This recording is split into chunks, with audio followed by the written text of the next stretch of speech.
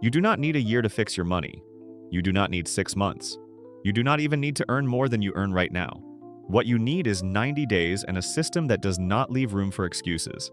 But here is the uncomfortable part. You will spend the next 3 months exactly the way you spent the last 3, unless you change something specific by the end of this video. My name is Kay. I grew up between Tokyo and California, watching two completely different relationships with money play out in real time. I am here to translate the financial discipline that Japanese households have quietly practiced for decades into something that actually works in an American context. In Japan, there is a concept called shitsuke. The kanji combines the characters for body and beauty. It literally means training your body until the correct action becomes automatic. Not discipline through punishment, not willpower through suffering. Discipline through repetition until the habit becomes invisible. Japanese factory workers use it. Japanese school children learn it. And Japanese households apply it to money without ever calling it a financial strategy. Americans love the idea of a money transformation. The reality of actually doing one makes them break out in hives. The personal savings rate in the United States just hit 3.6%. That is not a typo. For every $100 of take-home pay, the average American saves $3.60. My grandmother in Osaka would hear that number and assume there had been a translation error. The Japanese household savings rate has historically hovered around 10 to 15%. Not because Japanese people earn dramatically more. In many cases, they earn less. Because the system is different. The defaults are different. The cultural expectations around money are different. Americans are taught to spend and figure out the saving part later. Japanese households are taught to save first and spend what remains. Same income, opposite operating systems, wildly different outcomes. 54% of Americans are living paycheck to paycheck. Nearly 60% cannot cover a $1,000 emergency expense without borrowing. And 76% have little to no financial safety net at all. These are not struggling families on minimum wage. 40% of people earning over $100,000 a year are also living paycheck to paycheck. That is not an income problem. That is a systems problem. And systems problems get fixed with systems, not motivational speeches. So, here is what the next 90 days look like if you actually follow through, month by month. No fluff, no vague advice about manifesting abundance, just a boring, mechanical process that works whether you feel motivated or not. Because Shitsuke does not care about your feelings. It cares about your habits. Here is why 3 months is the number that actually matters. It is long enough to build real momentum, but short enough that your brain does not check out halfway through. If someone told you to get in shape over the next year, you would probably start next Monday, then next month, then never. But if someone said you have 90 days to transform your body, you would start today. Money works the same way. Behavioral psychologists have studied this. People are significantly more likely to follow through on goals with a defined short-term deadline than open-ended ones. An open-ended goal like I should save more money has almost zero psychological pull. But a deadline like I will have 1 month of expenses saved by day 60 creates what researchers call implementation urgency. Your brain treats it like a real commitment instead of a vague wish you mumble at yourself while doom scrolling at midnight. The structure is simple. 1 focused goal per month. No multitasking. No trying to overhaul everything simultaneously. Each month builds on the last so that by day 90, you have a financial system running in the background while everyone else is still panicking about their bank balance. In Japan, they do not call this a money makeover. They call it shitsuke, training yourself until the right action becomes the default action. Month 1. Face your numbers and build the machine. Here is something psychologists call the ostrich effect. It is when people actively avoid information that makes them uncomfortable. Ever delayed checking your bank account after a weekend of spending? Ever ignored a credit card statement because you did not want to see the damage? That is your brain trying to protect you from stress. The problem is avoidance does not reduce the stress. It multiplies it. Small problems snowball. Vague anxiety turns into real financial holes. In Japan, the first thing a household does at the beginning of every month is face the numbers. Not guess, not estimate. Face them. Write them down. Stare at them until they stop being scary. So the first thing you are going to do in month 1 is calculate your core 4 numbers. Your net income, which is your actual take-home pay after taxes, the real money hitting your account. Your fundamental expenses, which is rent or mortgage, utilities, groceries, transportation, the stuff you actually need to survive. Your future you money, which is any savings or investments you are already making. And your fun spending, which is the leftover money for whatever makes your life not completely miserable. Now here is where most 90-day plans fall apart. They tell you to track your spending for a month, then start making changes in month 2. That is too slow. We do not have that luxury. So you are going to do both at once. Track everything for the full 30 days, but also build your automation system in the same month. Use a simple app or a basic spreadsheet. Something with low friction. Because if the tracking tool feels like homework, you will abandon it faster than a New Year's gym membership. No judgment for these 30 days. Just data. You are a scientist studying a very financially confused lab subject, and that lab subject is you. You might discover you are spending $800 a month on dining out. You might find subscription services bleeding you for $200 you completely forgot about. That premium streaming package you signed up for to watch one show 3 years ago? Still charging you. That meditation app you used twice? Still charging you. The average American spends between $200 and $300 a month on subscriptions they barely use. I once sat down and counted my own subscriptions after preaching about financial discipline for 2 years. I had 11. 2 of them were for apps I could not even identify by name. I was essentially sponsoring somebody else's startup and getting nothing in return except a recurring charge. But the shock is useful. It gives you targets for month 2. Here is what I mean by building the machine at the same time. In Japan, the idea of leaving financial success up to willpower would be considered mildly insane. Willpower is a limited resource. It runs out by dinner. Psychologists call it decision fatigue. The more choices you make in a day, the worse your decisions become. By evening, your brain is exhausted and defaults to whatever is easiest. Skipping the gym, ordering takeout, ignoring your finances. That is why automation is the single most underrated financial tool on the planet. When you remove the need for discipline, discipline becomes irrelevant. The machine does the work. You just built it. So before month 1 is over, set up 3 things. First, automate every bill payment. Rent, mortgage, utilities, insurance, debt repayments, all of it on autopilot. This prevents late fees and protects your credit score. The average American household pays over $300 a year in late fees and penalty interest. That is money you are burning because of poor timing, not poor income. Second, automate a savings transfer. Even if it is $50 a paycheck to start, set it to pull the day after you get paid. Pay yourself first before you pay anyone else. This is the single most important habit in personal finance, and it is the one everyone skips. When saving is automatic, it happens. When it is manual, it does not. Your future self is not more disciplined than your current self. Stop pretending otherwise. Third, create a separate spending account. Once your automated transfers go out for bills, savings, and investments, whatever is left in your checking account is your fun money. When it is gone, it is gone. No guilt, no mental math, no agonizing over whether you can afford that concert ticket. This is what behavioral economists call a commitment device. You are removing the temptation before it even shows up. Japanese households have been doing this with the envelope system for decades, except they use literal paper envelopes. Americans need an app and a separate bank account to achieve the same thing. But the result is identical. By the end of month 1, you will know exactly where every dollar goes, and you will have a system that moves money without you thinking about it. That combination, awareness plus automation, is more effective than any color-coded budget spreadsheet you have ever abandoned.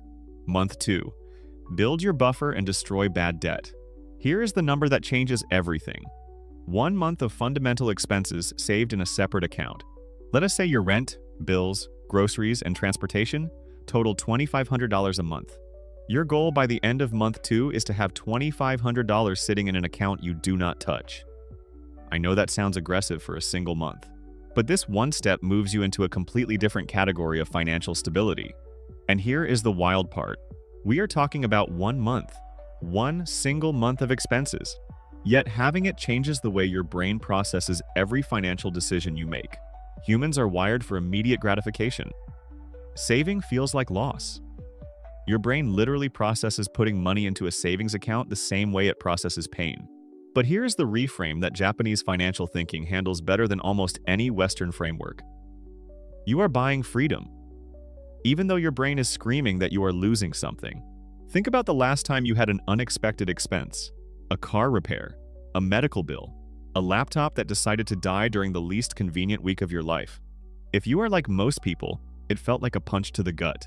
Your heart rate went up, your stress spiked, you started doing mental math about what else you would have to sacrifice to cover it. That reaction costs you more than the original expense, because when you are in panic mode, you make terrible decisions.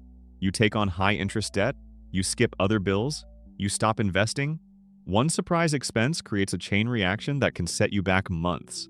Now imagine the same scenario with a 1-month buffer sitting in a separate account. The car repair happens. You pay it, you move on. No credit card, no panic math, no chain reaction. That goes beyond financial security. That is what walking around without a constant low-grade anxiety feels like. Some people call it peace of mind. In Japan, they would call it the natural consequence of shitsuke. You trained yourself into the habit protected you. Now the habit runs without effort. For the next 30 days, go all in. Cancel subscriptions you barely use. Cook at home instead of eating out. The average American household spends roughly $300 to $400 a month on restaurants and takeout. Cut that in half, and you just freed up $150 to $200. Pause non-essential purchases. That new gadget, that clothing haul, that impulse buy at checkout, all of it can wait 30 days. Remember, this intensity is temporary. You are sprinting for 1 month to buy yourself years of breathing room. Now, here is the part that nobody wants to hear. While you are building that buffer, you also need to attack bad debt. Not all debt, just the expensive kind. A mortgage at 4%? Annoying but not urgent. Student loans at 5%? Manageable. Credit cards at 22%? That is a financial emergency you have been normalizing. Consumer loans at 18%? That is bleeding you dry every single month, and you have convinced yourself this is normal. It is only normal because nobody showed you the alternative. Here is the plan. Rank your debts by interest rate from highest to lowest. Anything above 8% gets targeted aggressively. Take every dollar you can squeeze from your fund spending, from canceled subscriptions, from cooking at home, and throw it at the highest interest debt first. Once that is gone, move to the next one. This is called the avalanche method, and it saves you the most money mathematically. Let me make this concrete because people love vague advice and hate actual numbers. Say you have $3,000 in credit card debt at 22% interest. If you only make minimum payments, that debt takes over 10 years to pay off and costs you thousands in interest alone.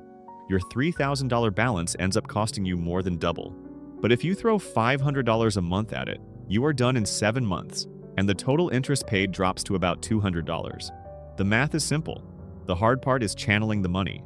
And that is exactly what your automation system from month 1 makes possible. The money moves before you can spend it. Can you realistically eliminate all bad debt in 1 month? Maybe not. But you can make a serious dent. And more importantly, you create momentum.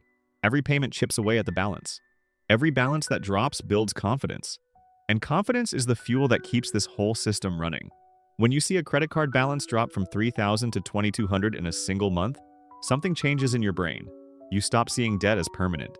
You start seeing it as something you are actively destroying. That shift in identity, from someone who carries debt to someone who eliminates debt, is worth more than any financial trick. By the end of month 2, you should have a 1-month buffer in a separate account and a clear attack plan on any high-interest debt. You might not be completely debt-free yet, but you will be moving in the right direction with real velocity. And velocity matters more than perfection. Perfection is the excuse people use to never start. Velocity is what actually changes your trajectory. 2 months in, and you already have more financial infrastructure than most people build in 2 years. If you have been finding any of this useful and you want a system that actually walks you through the numbers step by step, I built something for exactly this situation. There is a link in the description below. Take the quiz, answer a few questions about where you are financially, and it will tailor everything to your specific circumstances. Think of it as the Japanese shitsuke approach to your money, except it fits in your pocket and does not judge you much. Now let us talk about the part that scares people the most. Month 3. Start investing and increase your income. A lot of people think investing is something you do after you have saved for years, after you have paid off every single debt, after you have built a perfect emergency fund, after you have achieved financial enlightenment and ascended to a higher plane of budgeting consciousness. That is a trap. Because while you are waiting for perfect conditions, time is passing. And time is the single most valuable asset in investing. Not your stock picks, not your crypto tips, not whatever your coworker told you about in the break room. Time. Here is the math, and I am going to keep it painfully simple. If you invest $200 a month, starting today in a broad market index fund that averages 10% annual returns, In 10 years, you will have roughly $41,000. But if you wait just 3 years to start, you end up with about $24,000. That is roughly $17,000 you lost. Not because you invested less, because you started later. Compound interest does not care about your excuses. It only cares about time. So here's the system for month 3. If your employer offers a retirement match, contribute enough to get it. A 401k match is literally free money. 100% return on your contribution. If you skip this, you are leaving thousands on the table every year, which is the financial equivalent of finding a $100 bill on the sidewalk and deciding to leave it there because picking it up seemed like too much effort. Next, open a tax-advantaged account. In the United States, that is a Roth IRA. In the United Kingdom, it is a Stocks and Shares, ISA. In Canada, it is a TFSA. These accounts let you keep more of your gains instead of handing them to the government. Then invest in broad market index funds, or ETFs. You do not need to pick stocks. You do not need a financial advisor who charges you 1% of your portfolio to underperform the market. The S&P 500 alone has averaged roughly 10% annual returns over the last 2 decades. You do not need to be a genius. You just need to avoid being the person who panic sells every time a headline says, "market correction." Now, here is the objection I always hear. What about crashes? What about inflation? What about timing the market? Nobody can time the market. Nobody. Not hedge fund managers. Not financial gurus on YouTube. Not your uncle who got lucky with one stock pick and now thinks he is Warren Buffett. The strategy that works is called dollar cost averaging. You invest the same amount at the same interval regardless of what the market is doing. When prices are high, you buy fewer shares. When prices drop, you buy more. Over time, it smooths out. My mother has been doing this in Japan through the Sumitate NISA program for years. She does not check the market. She does not read financial news. She invests the same amount on the same day every month and then goes back to watching cooking shows. Her portfolio outperforms most of my friends who spend 3 hours a day staring at charts. Another objection. I cannot afford to invest right now. If you followed month 1 and month 2, you already know exactly where your money goes. You already automated your system. You already cut unnecessary spending. You do not need to invest $500 a month. Start with 50. Start with 25. The amount almost does not matter at the beginning. What matters is the habit. What matters is that you become the kind of person who invests. Because identity drives behavior. Once you see yourself as an investor, even a tiny one, you start making decisions that align with that identity. You think twice before blowing $300 on something you will forget about by next Tuesday. If you still have bad debt from month 2, split your focus. Put 70% toward debt and 30% toward investing. As the debt shrinks, shift the ratio. 50-50. Then 80-20 toward investing. Then 100% into wealth building. You are always moving forward. You are never choosing between safety and growth. You are doing both simultaneously. Now let us talk about the other half of month 3, increasing your income. Every job should give you one of 2 things, a learning opportunity or an earning opportunity. Ideally both.